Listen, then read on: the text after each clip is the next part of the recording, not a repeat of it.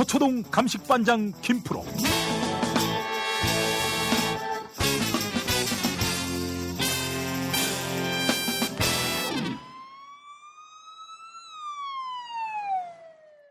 김프로 나와 계시죠? 네, 안녕하세요. 김프로입니다. 예.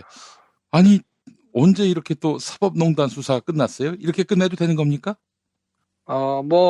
테크니컬리 완전히 끝난 건 아니고, 이번 주에 아마 이제 나머지 사람들 추가 기소를 다 할 테니까, 그렇게 되면 사실상 검찰 단계에서 할 수 있는 거는 거의 다 끝났다고 봐야죠. 물론 이제 사건 자체는 재판이 계속 진행되니까, 사건 자체는 완전히 끝난 거는 아닐 텐데요. 검찰 사이드에서 이제 기소까지, 이제 쭉 수사해가지고 법원에다 넘기는 거는 이번 주 되면 아마 정리가 다 되지 않을까 싶습니다. 여죄가 생겨도 이제 앞으로 수사 못하는 겁니까?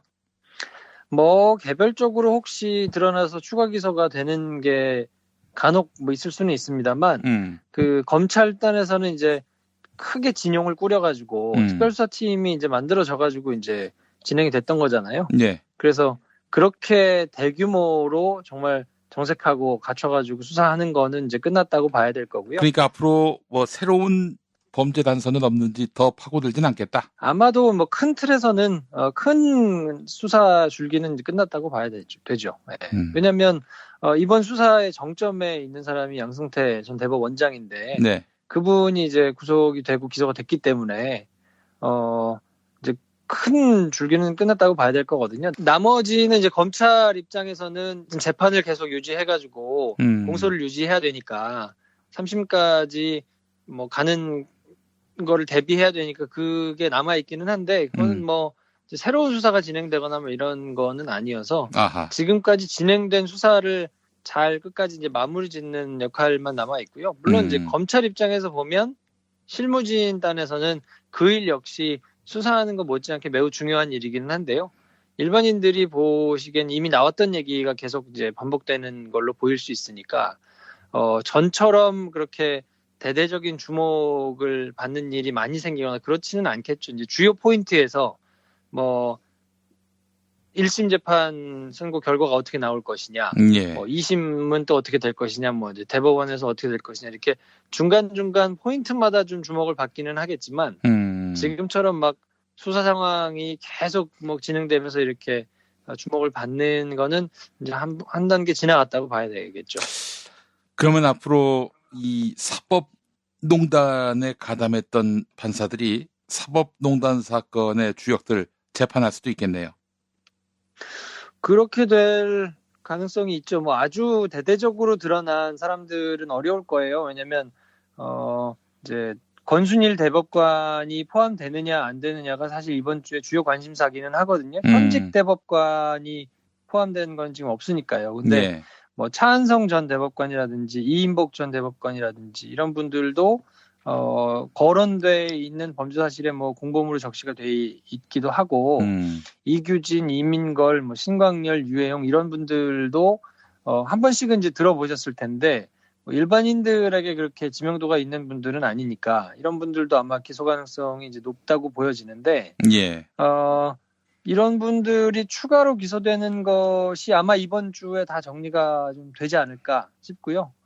제가 지금 말씀드렸던 분들은 그래도 대부분 포함이 되지 않겠나. 그럼 이런 분들 같은 경우는 직접적으로 가담 정도가 좀 높아서 이렇게 딱 지목돼가지고 추가 기소가 되느냐 마느냐 거론되고 있는 분들이기 때문에 이런 분들이 직접 아마 재판을 맡게 되는 일은 없을 텐데, 말고 이제 음으로 양으로 이렇게 한 다리 건너가지고 이렇게 가담했던, 그리고 가담은 하지 않았더라도 지금 수사를 받거나 추가 기소되는 사람들에게 매우 좀 안타까운 마음을 가지고 있는, 예. 그래서 팔이 안으로 굽을 수 있는 여지가 있는 사람들에게 재판이 배당될 가능성이 여전히 있죠. 네, 그거는 부인할 수 없습니다. 알겠습니다. 자, 오늘 본론에 들어가기 전에 우리 김프로 그 책이 나온다고요? 3월 마지막 주 정도 출판사에서 그 목표로 하고 있는 것 같아요. 늦어도 4월 첫 주 전에는 아마 책이 세상에 나오지 않을까.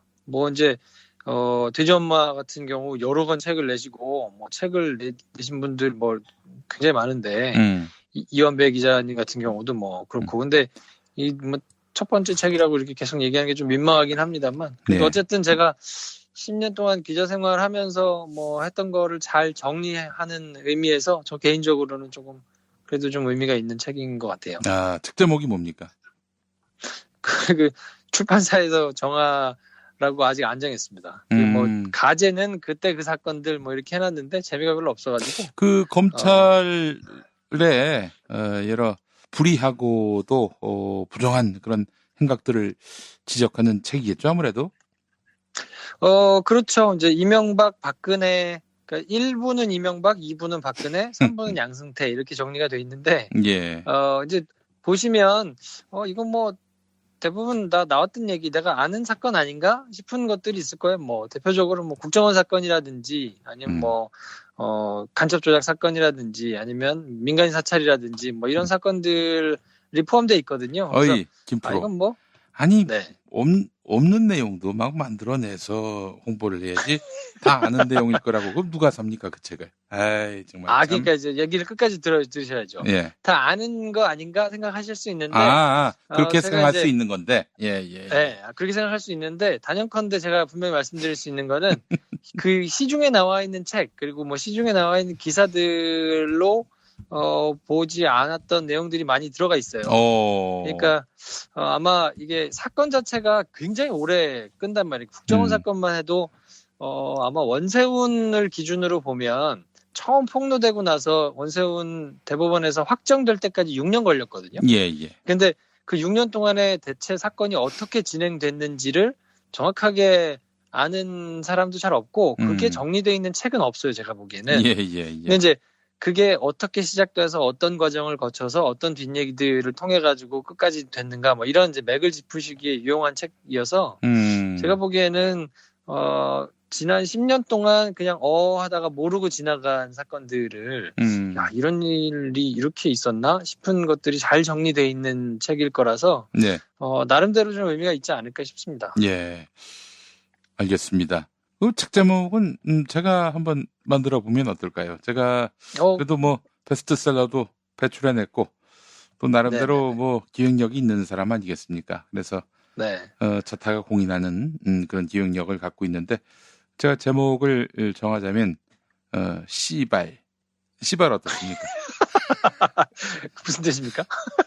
그건 뭐 좆도 어떻습니까? 아니 검찰을 얘기하는데 이만한 그 척박한 표현이 또 어디 있습니까? 예.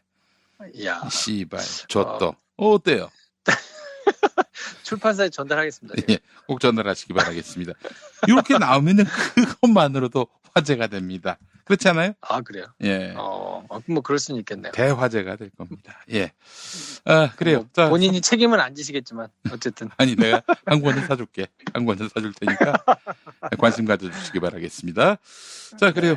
김프로하고 이제 8개월 만에 막을 내린 사법농단 수사 이야기를 해보려고 하는데 사법농단 수사 이렇게 해서 마무리가 된다고 말씀하셨고요.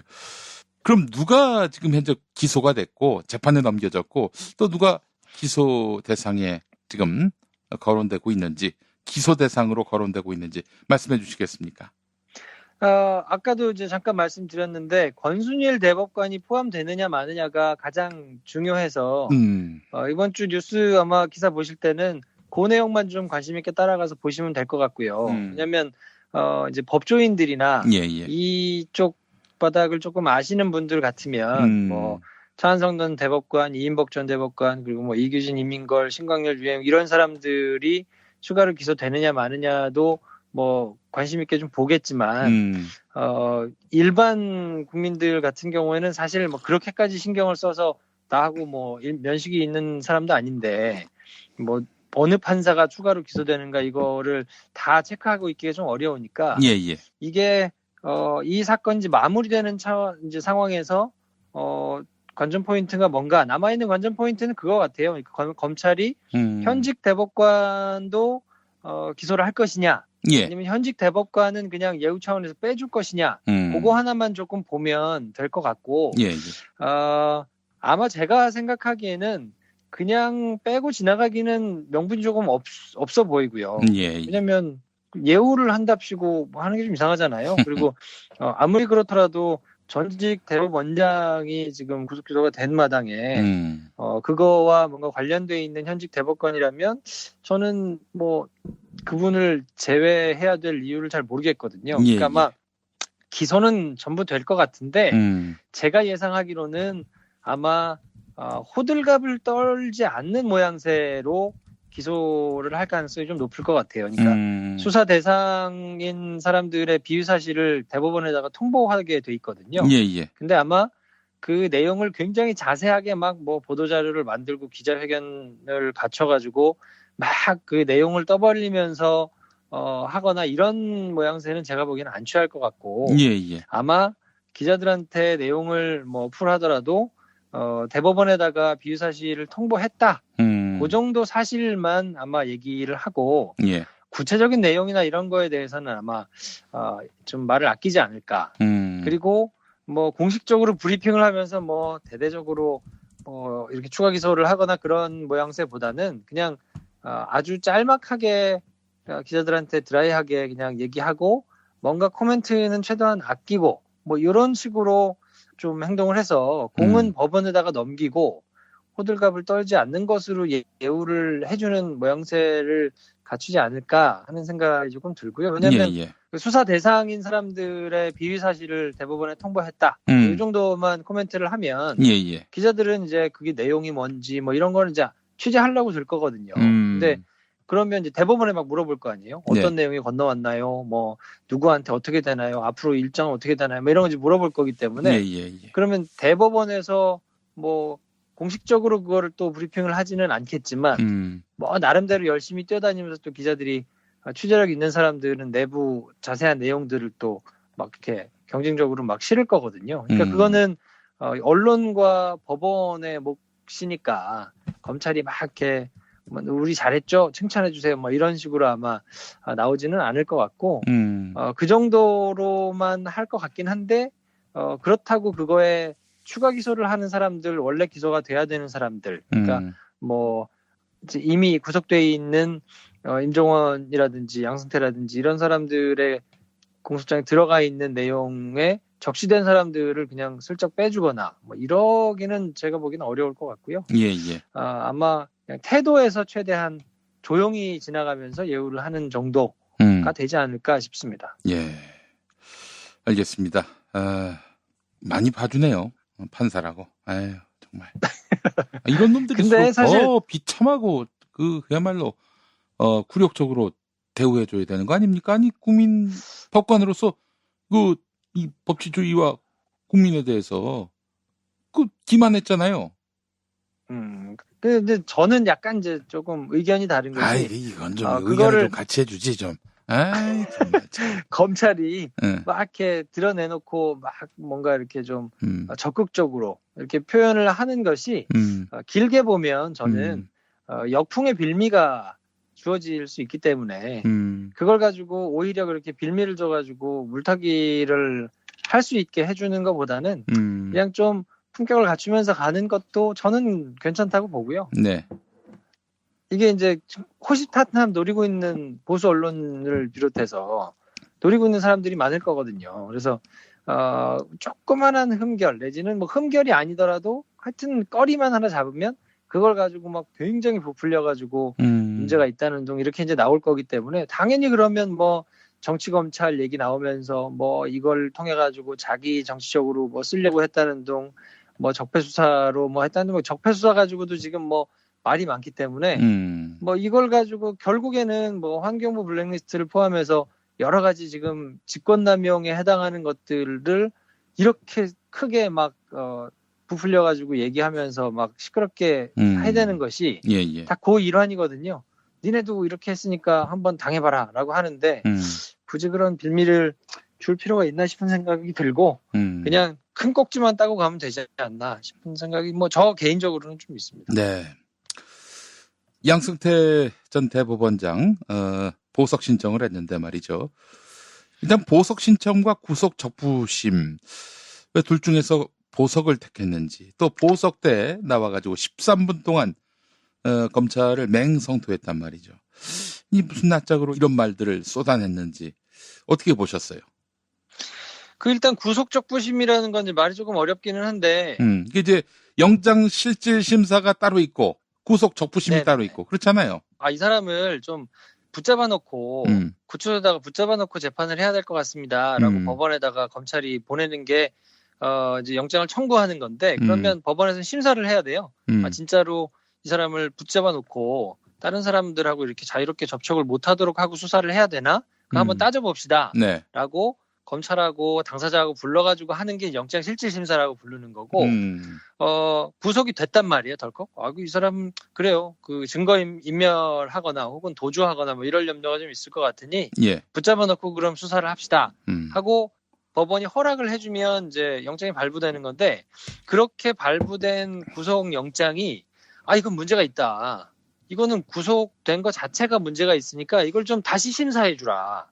라고, 하는 게 구속 적부심이에요. 그래서 구속이 괜찮은지를 심사해 주십시오라고 해서 그거를 다시 한번 심사를 받는 건데 거기서 만약에 구속 적부심에서도 기각이 되잖아요. 예. 구속 적부심을 신청했다가 기각되면 모양새가 굉장히 찌그러지죠. 개망신이죠. 이거는 예.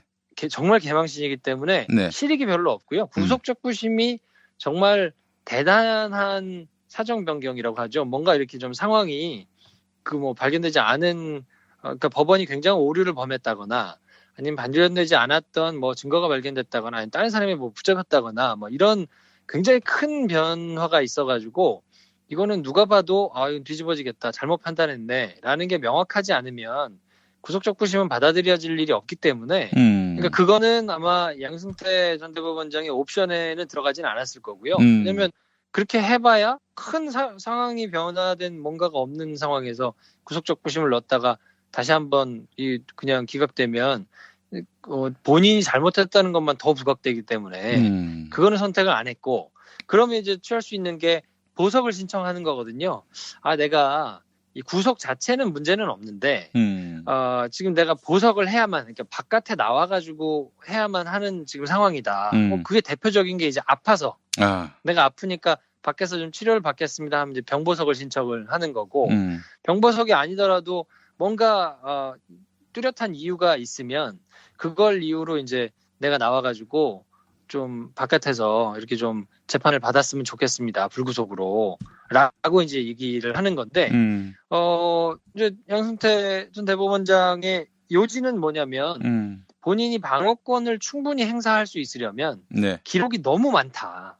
기록이 내가 너무 봐야 많다. 되는 기록이 너무 많은데, 이게 20만 페이지가 넘는데, 지금 독방에 나 혼자 있는데 여기다가 20만 페이지를 다 쌓아둘 수가 없다. 그러니까, 이걸 좀 내가 기록을 보면서 이렇게 좀 해야 되니까 날 좀 풀어주시오라고 얘기를 한 거거든요. 근데 일반인들 입장에서 보면 조금 납득이 잘 안 되죠. 그러니까 재판 기록이 많은 거는 많은 건데 아니 그래서 변호사들 많이 있지 않느냐. 검찰도 그때 이제 한 얘기가 변호인 조력을 받지 않느냐. 그랬더니 거기다 대고 이제 한 얘기가 나도 기억이 잘 안 나고 모르겠는 내용들이 있는데 그걸 변호인들이 어떻게 알겠냐. 그러니까 내가 보면서 기억을 좀 하고 해야 된다라는 얘기거든요. 자연스럽지 않죠.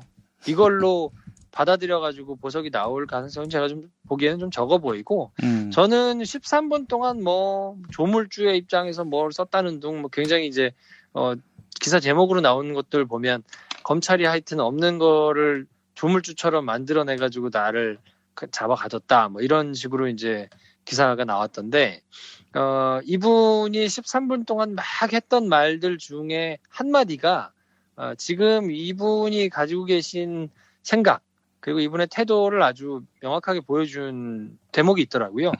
이런 대목인데, 제 재임 기간 일로 이런 사태가 일어난 데 대해 책임을 면할 생각은 없지만 그렇다고 사실을 왜곡하는 것까지 전부 용납하겠다는 것은 아니다.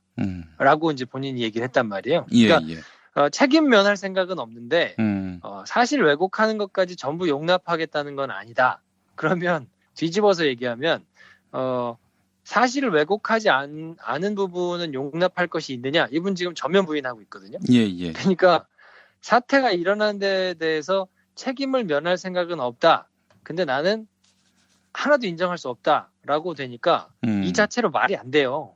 이게 논리적으로 말이 안 되거든요. 그러니까 나는 책임질 생각이 없다라는 뜻이거든요. 예. 근데 차라리 그걸 그냥 투명하게 얘기를 하는 것도 아니고 나는 억울하다라고 얘기하는 것도 아니고 이런 사태가 일어난 데 대해서 책임을 면할 생각은 없는데 근데 나는 용납할 수 없다라고 얘기를 하고 있으면서 그것도 내가 하여튼 봐야 되는 기록도 많고 하니까 공평과 형평이라는 형사소송법 이념이 지배하고 정의가 실현되는 법정이 되길 원한다. 굉장히 어렵잖아요, 말이. 예. 이런 얘기를 하면서 고소해달라고 얘기했어요. 근데 공평과 특히 이분이 얘기한 것 중에 이제 형평이라는 단어가 있는데, 예. 이분은 지금 생각이 지금 달나라에 계신 것 같아요. 그리고 본인의 신분도 이미 그냥 대한민국 국민이라고 생각하시기보다는 나는 굉장한 특권 계급이라고 생각을 하시는 것 같은 게 어느 누가 기록이 많다고 재판 기록이 많다고 보석을 신청하는 경우가 있나요? 왜냐하면 본인은 지금 독방에 10평 넘는 독방에 있는데 20만 페이지가 너무 많아서 그걸 놓고 볼 수 없다고 하는데 6인실 쓰고 있는 사람들한테 주어진 건물대 하나 그러면 이 사람은 막 재판 기록이 진짜 많은 사법부들 같은 경우에 이런 식으로 얘기해서 내가 봐야 되는 재판 기록이 많고 기억이 잘 안 나가지고 변호인들이 조력하는 것도 좀 모자라니까 나는 나가서 재판 받겠습니다 하면 그럼 다 풀어줘야 된다는 거를 재임 기간에 그러면 주장을 하셨거나 그렇게 얘기를 하셨거나 이래야 되는데 그렇게 재판 평생 하면서 아마 한 번도 그런 적 없을 거거든요. 예. 근데 본인은 다르게 대우를 받아야 된다고 얘기를 하면서 형평이라는 이념이 실현되는 법정을 원한다고 얘기를 하시는 것 자체가 말이 안 돼요. 그냥 어려운 말 쓰시고 이러면서 얘기를 하는데 진짜로 본인이 뭔가 책임지거나 잘못했다고 반성하거나 국민들 앞에서 송구하게 생각하거나 하는 거는 정말 1%도 없구나 하는 것만 확인할 수 있었던 것 같고 제가 보기에는 보석이 될 가능성은 없죠. 보석이 돼서도 안 되고요. 네. 하여튼 본인의 밑바닥을 계속 드러내 보이고 계신 것 같습니다. 예, 그래요. 근데 말이죠. 양승태 하나 이렇게 보내는 걸로 만족하시라는 것 같아가지고 좀 기분이 그러네요. 좀. 에휴. 자, 그래요. 일단 양승태 작심 13분 발언에 대한 말씀 들었고요. 검찰 수사가 그렇다면은 이제 어디로 갈 것인가? 이 부분도 지켜봐야 될 텐데. 이제 커다란 수사가 남아있는 거는 삼성 바이오로직스, 삼바 수사라고 불리는 거 하나가 남았으니까요. 예. 지난 2월 이제 정기 인사가 있었는데, 그때 눈여겨서 볼만한 게, 사법농단 수사에 주력했던 분들이 이제, 특수 일부 소속이었거든요. 예. 근데 특수 일부 인력이 19명에서 15명으로 줄어들었고요. 특수 2부에 인력이 12명에서 18명으로 6명이 더 늘었거든요, 검사들이. 예. 그러니까 이제 검사가 늘었다 그러면 그 밑에 딸려오는 수사관들도 이제 늘기 때문에, 6명이 늘었다는 거는 편제가 굉장히 좀 강화됐다는 건데, 특수 2부가 지금, 삼성 바이오로직스 분식회계 사건 지금 수사하고 있거든요. 그러니까 이 사건이 가장 크기 때문에, 2월 달에 원래는 전망하기로는 설 연휴가 지나고 나면 아마 본격적으로 좀 수사가 진행되지 않겠나 하는 전망들이 있었는데 생각보다 사법농단 수사도 조금 길어지기도 했고 여러 가지 내용들이 조금 있어가지고 아마 3월 달부터는 이제 본격적으로 삼바 수사가 진행이 될 가능성이 조금 높아 보이고요. 핵심은 그겁니다. 삼성그룹 수뇌부가 그러니까 이재용 부회장을 비롯해서 수뇌부가 이 삼바하고 공모해가지고 고의로 분식회계를 했느냐. 아마 그러니까 삼성그룹 차원에서 이 승계 작업에 뭔가 이 도움을 주기 위해 가지고 고의로 삼성 바이오로직스 분식회계를 했느냐를 찾아내는 건데.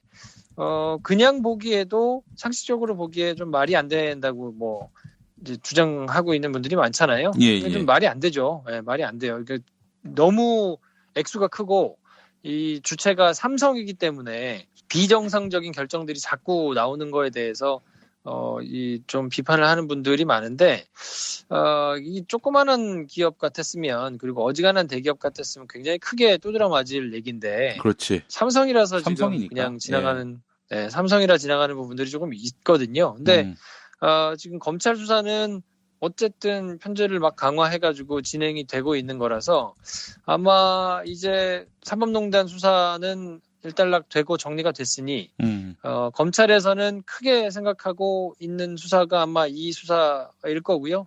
아마 시간이 지나면 따뜻한 바람 불고 어쩌고 하면 이제 조금 매우 좀 시끄러워지지 않을까 싶은 생각이 드는데 제가 조금 우려되는 거는 이제 한 두 가지 정도 부분이 조금 있어요. 그러니까 변수로 작용할 수 있는 게 두 가지 정도 있는데 윤석열 지검장과 한동훈 3차장이 6월 달에 아마 인사 발령이 날 거거든요. 승진하겠죠? 뭐 이제 어디로 가든지 이제 승진할 수밖에 없죠. 이제 윤석열 지검장 같은 경우에는 이례적으로 중앙지검장을 2번이나 했으니까요. 원래는 이제 1년씩만 하고 바뀌는데 뭐 수사가 뭐 큰 수사들이 많았기 때문에 뭐 유임돼 가지고 이제 2년 했기 때문에 이제는 또 유임될 수는 없고 다른 자리로 갈 거란 말이에요. 그게 뭐 승진이든 아니든 간에. 그리고 한동훈 3차장도 이제 자리를 옮길 거라서 그렇게 되면 물론 수사의 실무는 특수 2부에서 2부장을 비롯해서 그 밑에 이제 검사들이 하게 되겠지만 커다란 방향을 결정하고 뭐 지휘하고 하는 거는 그 위에 3차장 그리고 중앙지검장의 의지와 뭐 결단 이런 것들이 필요하거든요. 특히나 이제 삼성 같은 수사는. 궁금한 게 윤석열 지검장이 검찰총장이 될 가능성은 없습니까? 글쎄요, 그거는 좀, 뭐, 될 가능성이야, 뭐, 없게 하겠습니까? 근데 이게 만약에 된다고 하면 매우 이례적인 인사기는 하거든요. 그러니까 그거는 그냥, 물 흐르듯 자연스럽게 될 수 있는 부분은 아니라서, 뭐, 가능성이 없다고 하기는 뭐 하지만, 뭐, 가능성이 매우 높다, 이렇게 보기는 조금 어려운 부분이 좀 있기는 해요. 근데 이제, 이번 정권 자체가 뭐 들어선 것 자체가 굉장히 이례적으로 들어섰고 그 이후에 있었던 검찰의 인사도 좀 파격적인 인사들이 많았기 때문에 그 가능성을 아예 배제할 수는 없는데 그래도 어쨌든 뭐 그냥 자연스러운 인사는 아니니까 그렇게 본다 그러면 어쨌든 간에 중앙지검장이 바뀌고 3차장이 바뀌는 상황에서 수사기조가 원칙대로 그냥 나오면 그대로 간다 뭐 이런 기조가 유지되는 거는 누가 운전을 하고 있느냐에 영향을 많이 받거든요. 그렇죠. 그 부분이 하나가 좀 이제 변수가 될 가능성이 있고요. 또 한 가지는 이제 남북 경협이 뭐 진행이 어떻게 되느냐에 따라서 이제 우리나라의 대기업들이 뭔가 이렇게 투자를 하거나 뭐 이런 것들이 이제 이슈가 조금 될 수 있단 말이죠. 그러면 아무래도 이제 돈이 제일 많은 곳이 삼성이니까 삼성의 역할이 이제 부각이 될 텐데 물론 지금은 뭐 결렬이 되기는 했습니다만 그래도 트럼프가 이거 말고 본인이 뭔가 지금 불리한 이런 거를 돌파해낼 수 있는 게 별로 없기 때문에 제가 보기에는 한번 무르고 난 다음에 시간 지나가지고 또 우리 정부에서 문재인 대통령과 이렇게 중재를 잘 하고 해가지고 만약에 빅딜이 성사가 된다 그러면 그럼 이제 물꼬가 터져가지고 막 우리 남측에서 뭔가 경협과 관련해가지고 좀 주도권을 쥐어야 할 텐데 그때 삼성의 역할이 생각보다 많이 부각이 될 거거든요. 그러면 어떤 식으로든 영향이 조금 있지 않겠나. 뭐 이렇게 영향을 미쳐야 되는 그게 뭐 꼭 정부에서 뭔가 옛날같이 정부에서 이렇게 뭐 수사와 재판이 진행 중인 거를 막 영향을 미치고 이런 거는 할 수 없게 되겠지만 영향을 미친다면 이재용 씨가 뭐 감옥 갈 거 감옥 안 가고 뭐 그렇게 된다는 얘기죠? 그러니까 옛날 같으면 그렇게 했다는 거 아니에요? 그러니까 옛날 같으면 뭐 대법원하고 다 모여가지고 청와대에 모여 앉아서 야 우리 지금 이렇게 해야 되는데 지금 이거 들어가면 되겠어요? 이거 좀 바꿔주세요. 뭐 이래가지고 그 대법원에 전달하고 막 이랬던 거 아니에요? 그 박근혜 때만 하더라도. 근데 지금은 이제 그러지는 않으니까 그렇게 노골적으로 막 되지는 않겠지만 그래도 수사를 하는 주체인 검찰 입장에서는 국민들의 분위기도 막 이제 화해 무드에서 막 뭐 올라가가지고 투자하고 뭐 이런다고 하는데 거기다 대고 막 수사를 하는 게 아마 정무적으로 판단을 할 수밖에 없는 뭐 이런 압력을 좀 받기는 하겠죠. 외부적으로. 이게 아무래도 뭔가 내가 칼을 휘둘러가지고 국민적인 지지도 받고 뭐 이렇게 되면 언론도 뭐 이렇게 하면서 이렇게 돌파해가지고 나간 거고 적폐수사는 지금껏 그렇게 진행이 되어 왔기 때문에 보수지나 이런 데서 막 뭐 쌍수를 들고 반대를 해도 그냥 뚝심 있게 밀어붙이면서 지지를 받으면서 온 부분이 좀 있거든요. 음. 근데 이제 보수지를 비롯해서 일반 국민들까지도 뭔가 수사가 이루어지는 거에 대해서 이제 좀 그만하지. 이제 뭐 이렇게까지 해야 돼. 뭐 이런 분위기가 만약에 막 있다 그러면 그거를 그냥 검찰이 오롯이 돌을 맞으면서 혼자 뚫고 나가기가 현실적으로 조금 어려운 부분이 좀 있어서 제가 보기에는 이제 그 윤석열과 한동훈이 자리를 비우고 바뀌게 되는 것, 그럼 누가 그 자리에 올 것인가와 이제 남북 관계가 이제 바뀌면서 삼성의 역할이 얼마나 부각될 것인가에 따라서 영향이 조금 그래도 있을 수밖에 없지 않나 하는 생각이 조금 들고, 근데 뭐 그거는 이제 정해져 있는 거는 아니니까요. 남북 관계 같은 경우에는 이제 뭐 북미 관계가 어떻게 되는지 이런 거가 시간이 좀 길게 남아 있는 거라 당장의 역할을 미치지는 않을 거고, 그렇더라도 이제 어쨌든 검찰 입장에서는 나중에 그런 상황이 올망정 지금 진행 중인 수사는 어쩔 수 없기 때문에 또 이제 검사 개개인의 입장에서 보면 자기가 이걸로 주목받을 수 있는 기회는 흔치 않거든요.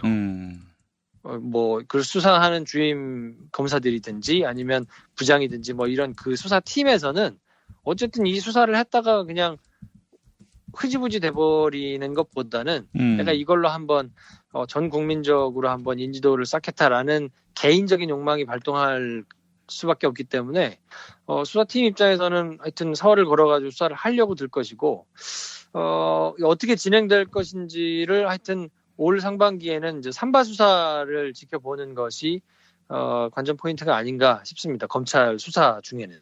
예, 알겠습니다. 야, 이게 남북 관계가 개선되면 이재용 씨에게도 행운이 닥쳐오는군요.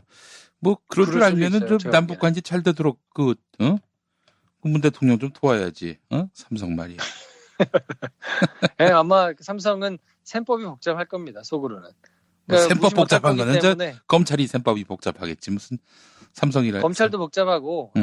지금 그래서 저는 검찰이 지금은 어쨌든 국민들 보기에 별 위협도 안 되고 그냥 잘하고 있는 거 아닌가 싶을 텐데 전 여전히 아니라고 봐요. 공수처 반드시 만들어야 되고 검찰의 무소불위 권력을 견제할 수 있는 집단을 만들어야 되는데 경찰 권력 조금 뭐 이렇게 해주는 거 가지고는 모자라거든요. 자치경찰 만들어서 뭐 이렇게 한다고 하는데 여전히 저는 그게 부족하다고 보고 공수처가 만들어져야 되는데 그렇지 않으면 이게 조금 지도자와 국민들의 이런 뭐 대대적인 지지가 좀 흐지부지해지고 좀 정권의 이런 뭔가 제대로 된 생각을 가지고 있는 지도자의 지지율이 좀 빠지고 뭐 이러면 반드시 또 못된 습관 다시 나올 거거든요. 그러니까 권력이 힘이 좀 빠진다 싶으면은 현 정부를 이제 물어뜯는다는 거죠. 그럼요. 그럴 가능성은 얼마든지 있습니다. 그리고 그게 그냥 개인의 훌륭한 사람들한테만 맡겨놓을 수는 없는 거라서 이거는 시스템으로 그래도 어느 정도 방지를 하려면 공수처가 반드시 필요하고 검찰도 삼성도 하여튼 통박을 많이 굴리고 있을 거예요. 그리고 어느 언론에선가는 지적하던데 검찰 내부에 있는 적폐가 도려내졌다는 소식 못 들어보셨잖아요. 왜냐하면 박근혜 정부 때도 그렇고 이명박 정부 때도 그렇고 굉장히 거기서 잘 이 보조를 맞추고 발 맞춰가지고 막 했던 사람들 싹 엎드려가지고 지금 다 잘들 있거든요. 부각되지 않고. 근데 그거는 검찰이 막 자기 살 애연애듯이 막 해가지고 안 팠어요. 뭐 징계가 있거나 그랬던 것도 아니고. 그분들 여전히 잘 숨어가지고 계시거든요. 그러니까 그거는 검찰에 맡겨둬서는 될 수 있는 부분이 아니라서 이거는 그냥 어느 개개인, 그러니까 훌륭한 검사들 뭐 이런 사람들만 보고 그냥 또 밀어주고 덮어주고 할 문제는 분명히 아니라고 봅니다. 예, 알겠습니다. 참 검찰 개혁 이거 제대로 하지 않으면은 또다시 과거 노무현 대통령이 했던 짓을 다시 벌일 가능성이 있다는 점 항상 염두에 둬야겠습니다. 공수처가 확실히 답이 됩니까? 확실한 답은 뭐 되기는 어렵기는 하겠지만 결국은 이제 법률가의 양심의 수준이 올라가는 것만이 해법이라고 생각하는데요. 그거는 단기간에 이루어지기는 조금 어렵고요. 이거는 말이 안 되는 거 아니야? 라는 걸로 지나가야 되는데 그 정도의 수준이 되려면 지금 있는 사람들이 이미 막 그 손에 꾸정물 다 묻은 사람들이 가만히 앉아 있다가 그냥 뭐 이렇게 흉내낸다 그래서 될 일은 아닌 것 같고, 근데 그거는 이제 시간도 오래 걸리고 그렇게 사회 전체적인 수준이 올라가야 되는 거라서 예, 예, 그건 매우 이상적인 얘기가 될 텐데, 예. 그 단계로 가려면 반드시 그 중간에는 검찰이 잘못하는 것을 들여다보고 뭔가 검찰 스스로 통제할 수 없는 장치가 조직이 있어야 되는 건 분명하거든요. 예, 그러면 그게 뭐 공수처의 형태로 있는 거는 바람직하다고 봐야죠. 예, 알겠습니다. 자, 마지막으로 이명박 어떻게 보석으로 풀려납니까? 글쎄요, 병명들이 보면 6가지인가 됐는데 하나같이 좀 민망해요. 수면무호흡증, 기관지 확장증, 여기까지는 그렇다고 쳐도 뭐 식도염, 위염, 탈모, 피부염 이런 거를 들어가지고 보석을 해야 된다고, 이게 참 창피한지 모르고 아직도 상황 파악을 좀 못 하시고 계신 거 아닌가 싶고요. 예, 예. 물론 이제 옛날에 뭐 최수중 전 방송통신위원장 같은 분은 뭐 얼렁뚱땅 뭐 이렇게 해가지고 나와서 막 수술도 받고 뭐 이제 사면돼가지고 나오기도 하고 막 이랬거든요. 예, 예. 근데 그건 자기들이 정권을 잡고 있을 때 얘기지. 네. 그리고 정권 잡고 막 맘대로 하니까 거기에 뭐 언론이며 뭐며 검찰이며 다 그냥 나름대로 수능을 해줬을 때 얘기지. 지금 뭐 돌연사 위험성이 크기 때문에 보석해야 된다 그러는데 수면무호흡증이 집에 오면 없어지겠죠. 없어질 거예요. 근데 만약에 수면무호흡증 때문에 그렇다 그러면 그 양압기 하잖아요. 예, 지금도 양압기 넣고 이제 하고 계신데 예. 뭐 밖에서 나오면 양압기 안 하나요? 밖에서도 양압기 하고 안에서도 양압기 하고 뭐가 달라지나요? 기관지 확장증이야 그 레블라이저 하고 이제 하시고 하면 되는데 제가 보기에는 좀 그렇잖아요. 근데 물론 이게 씻은 듯이 이 병들이 사라지는 기적이 아마 일어나긴 할 거예요. 구치소에 있다 나오면 예. 지금 6가지 병명들이 정말 언제 그랬냐는 듯 씻은 듯이 사라지기는 할 거거든요. 그렇긴 하지만 그러면 안 되죠. 보석이 되겠습니까? 이게 뭐 돼서도 안 되고 이런 걸로 보석을 해달라고 하는 것 자체가 수준이 너무 떨어진다. 네. 이런 면에서는 차라리 뭐 허리 아프시다고 하는 우리 박근혜 전 대통령 같은 경우는 허리도 아프다 하고 뭐도 아프다고 하고 하는데 그래도 뭐 탈모가 있다, 위험이 있다 이러면서 보석해달라고는 안 한단 말이에요. 예, 예. 이런 면에서는 그래도 박근혜가 이명박보다는 나은 거 아닌가 할 생각이 좀 들기도 하고요. 그래요. 창피한 줄 알아야죠. 이게 뭐 하는 거예요. 그러니까 풀려나기는 어렵다는 얘기죠? 제가 보기에는 이걸로 풀려날 수는 없다고 보고요. 뭐 돌연사의 가능성이 있다고 막 하는데 아니 이거보다 더 뭐 심한 게 실제로 뭐 심장 뭐 수술도 하고 했던 김기춘 같은 경우도 보석 불어댔거든요. 예, 예. 근데 만약에 뭐 수면무호흡증으로 그러면 한다 그러면 줄 설걸요? 수면무호흡증 있는 사람들이 뭐 코 고는 사람들 어지간한 코 심하게 걸면 다 있는데 그럼 이런 사람들도 다 해줘야죠. 그럼 말이 됩니까 이게? 알겠습니다. 하여간 뭐 양승태 보석도 기각이 될 것이고요. 제가 보기에는 기각이 될 거라고 봐요. 그러기에는 그 재판장이 이제 간단치 않은 부분이고 이런 걸로 뭐 20만 쪽이어가지고 뭐 형평 뭐 이런 얘기하면서 이걸 받아준다 그러면 되겠습니까? 이게 사법부의 신뢰가 안 그래도 땅에 떨어졌는데 이런 짐을 안기면서 풀어달라고 해서 풀어주면 네. 사법부 신뢰가 더 완전 똥이 될 거거든요. 어떻게 그래도, 단언컨대 2심 재판장 뭐 완전히 새로 바뀌었다고 하는데 2심 재판장이 갑자기 뭐 이명박한테 무죄를 판결한다든지 15년형보다 더 낮춰준다든지 이럴 가능성은 좀 낮아 보입니까? 제가 보기에는 낮아 보여요. 제가 보기에는 낮아 보이고 네. 그러기에는 물증들이 너무 많아요. 그리고 사람들이 안 온다는 거 아니에요. 증인으로 좀 나와서 얘기를 해주고 적극적으로 반박을 해주고 사실은 내가 검찰에서 겁박당해가지고 내가 좀 거짓말을 한 거다. 네. 이렇게 법정에서 나와서 얘기를 해야 우리나라는 그래도 공판중심주의를 표방하고 있기 때문에 법정에서 그렇게 진술하면 어쨌든 판단을 해야 되거든요. 그걸 두고. 예. 근데 안 나오잖아요. 뭐 나와야 말이 되죠. 그러니까 그쪽에서도 좀 잘 사셨어야지. 아니, 좀 안타까운 마음이 듭니다. 1심에서 무죄 나왔다가 갑자기 2심 가가지고 법정 구속에 3년 6개월형 나온 경우도 있고 또 1심, 2심 가서 유죄였다가 3심 가서 무죄로 뒤집히는 경우도 너무 허다하고요. 뭐 특별히 새로운 변수가 나왔다든지 증거가 나왔다든지 그런 것도 없이요. 사법부를 종잡을 수가 없으니까 이것도 뭐 또 갑자기 재판 결과 이명박이 무죄로 나온다든지 이런 일은 없을 거라고 보시는 거죠? 없어야죠. 그리고 이제 사법부가 지금까지는 정상이 아니었기 때문에 계속 그랬고요. 그 정상이 아닌 사람들 인적 구성이 크게 그렇다고 바뀐 건 아니거든요. 근데 어쨌든 그게 한번 단죄가 이루어졌고 그 여파가 있을 거거든요. 계속. 지금 완전히 끝난 게 아니라 뭐 통보를 하게 되면 이제 그 사람들 징계 또 받을 것이고 그러면 어찌됐든 그 안에 분위기가 지금 달라지고 있고 그 법원 내부에서도 그런 부끄러운 사법부의 과거에 대해서 참여해야 된다고 스스로 자성의 목소리를 내는 판사분들이 꽤 많거든요. 예. 그러니까 그런 사람들이 어쨌든 이 사법 신뢰를 바로 세워 나가야 되는 것이기 때문에 시간이 조금 지나면 옛날같이 그렇게 막 말도 안 되는 판결들은 좀 줄어들 가능성이 전 높다고 보고 예. 그 차원에서는 어쨌든 양승태 전 대법원장이 큰 기여를 했다. 이렇게 민낯이 드러나가지고 나오지 않았으면 여전히 똑같이 그런 뒤에서 뭔가 이렇게 하는 게 통했을 텐데 일단 예전같이 그렇게 대놓고 막 할 수 있는 가능성은 전보다는 매우 줄어들었다라고 생각합니다. 알겠습니다. 자, 김프로 수고 많이 하셨고 출간되는 책 또 많은 분들에게 재평가를 받을 수 있기를 바라는 마음 가져봅니다. 자, 다음 주에 또 뵐까요? 네, 다음 주에 뵙겠습니다.